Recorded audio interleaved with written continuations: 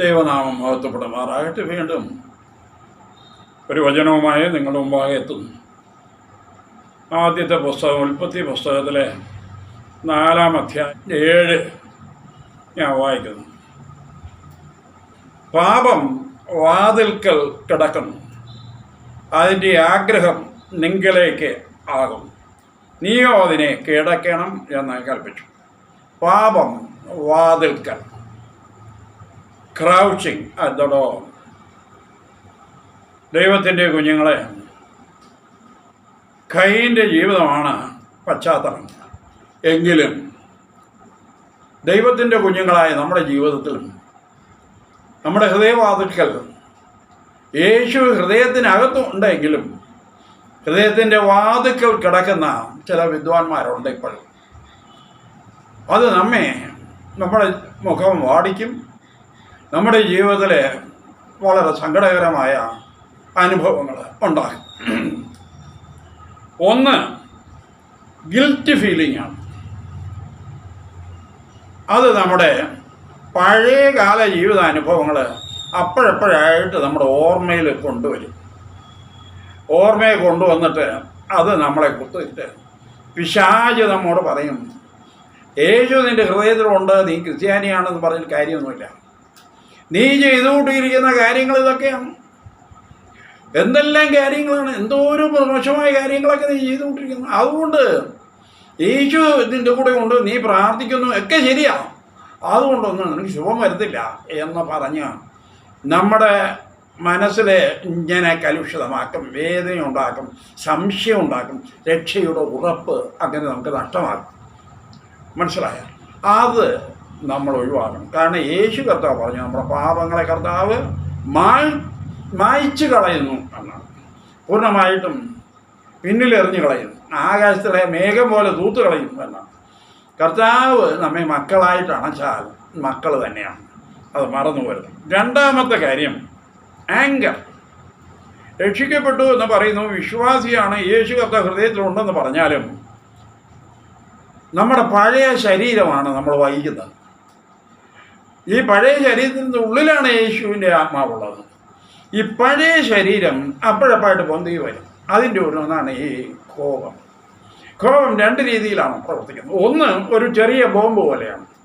ഠക്ക് എന്ന് ഭയങ്കരമായിട്ട് എന്തെങ്കിലും ഒരു പാത്രം എടുത്ത് എറിയുക, അല്ലെങ്കിൽ വെള്ളം എറിയുക, കപ്പ് എറിയുക, അല്ലെങ്കിൽ എന്തെങ്കിലും ഭയങ്കരമായ, അല്ലെങ്കിൽ മേശയിൽ നല്ല അടിക്കുക, പേടിപ്പിക്കുക. ഇതാണ്. മറ്റൊന്നാണെങ്കിൽ അവൻ്റെ ഹൃദയത്തിൽ ഇരുന്ന് ആകെ മോശമുണ്ടാക്കും. അതാണ് നമുക്ക് പ്രശ്നം ഉണ്ടാക്കുന്നത്. അത് നമ്മളെ ഉള്ളിലിരിക്കുന്നതുകൊണ്ട് അത് നമ്മിൽ ഇങ്ങനെ ചിന്തിപ്പിച്ച് അത് നമ്മുടെ ഹൃദയത്തിലിരുന്ന് വല്ലാതെ നമ്മെ നശിപ്പിക്കുകയാണ് ചെയ്യുക. വാസ്തവത്തിൽ ഈ കോപം നമ്മുടെ ഉള്ളിൽ സംഗ്രഹിച്ചു കൊണ്ടിരുന്നു കഴിഞ്ഞാൽ അത് മരണത്തിലെ, മറ്റുള്ളവരെ കൊല്ലുന്നതിലേക്കാണ്. കയ്യൻ അങ്ങനെ സംഭവിച്ചു. കയ്യൻ പിന്നെ അങ്ങനെ ആണ്. അതുകൊണ്ട് അതാണ് യേശു കർത്താവ് പറഞ്ഞത് കയ്യനോട്, പാപം വാതിൽക്ക് കിടക്കുന്നു എന്ന് പറഞ്ഞാൽ ദൈവം അവന് വാണിംഗ് കൊടുത്തതാണ്. പക്ഷേങ്കിൽ അവൻ ഏബലിനെ കൊന്നു. കാരണം ഈ കോപം ഉള്ളിൽ ഇങ്ങനെ സംഗ്രഹിച്ചു കൊണ്ടിരുന്നു കഴിഞ്ഞാൽ അത് നമ്മെ നയിക്കുന്നത് പ്രതിയോഗിയെ കൊല്ലും, പിന്നെ അതുപോലെ തന്നെ അവനെയും കൊല്ലും. ഒന്നാമത് അവരവർ തന്നെ പല ഭയങ്കരമായ രോഗങ്ങൾ ഉള്ളിലുണ്ടാവും. അതാണ്. അതുകൊണ്ട് നമ്മൾ വി മസ്റ്റ് ബി ഫ്രീ. നമ്മളെപ്പോഴും ലവിങ്, സന്തോഷത്തോടെ ജീവിക്കണം. അതാണ് ആവശ്യം. സന്തോഷവും സമാധാനവും നമ്മുടെ ജീവിതത്തിൽ കൈവരിച്ചേ പറ്റുള്ളൂ. പിശാച് അവിടെ വന്ന് വാതിക്കൽ അത് തക്ക നോക്കിയിരിക്കുകയാണ്, ഹൃദയത്തിലോട്ട് അങ്ങോട്ട് ചാടി കയറി നമ്മെ നശിപ്പിക്കാൻ വേണ്ടി. ഒരു കോപവും നമ്മുടെ ജീവിതത്തിൽ വരാൻ പാടില്ല. മൂന്നാമത്തെ കാര്യം തന്നെ ടോക്സാണ്. അതും നമ്മുടെ ഹൃദയവാതിക്കലിരിക്കും. ഇങ്ങനെ സംസാരിക്കാൻ പറ്റുള്ളൂ. തള്ളുക സംസാരിച്ചില്ലെങ്കിൽ വലിയ ബുദ്ധിമുട്ടാണ്. ആ ടോക്സ്, സില്ലി ടോക്സ്, അത് തന്നെ സ്ലാൻഡർ, ഗോസിപ്പ്, ഇങ്ങനെ തുടങ്ങിയതായ ഒരു ധൃതിയാണ് സംസാരിക്കാൻ. വളരെ ഡേഞ്ചറസാണ്.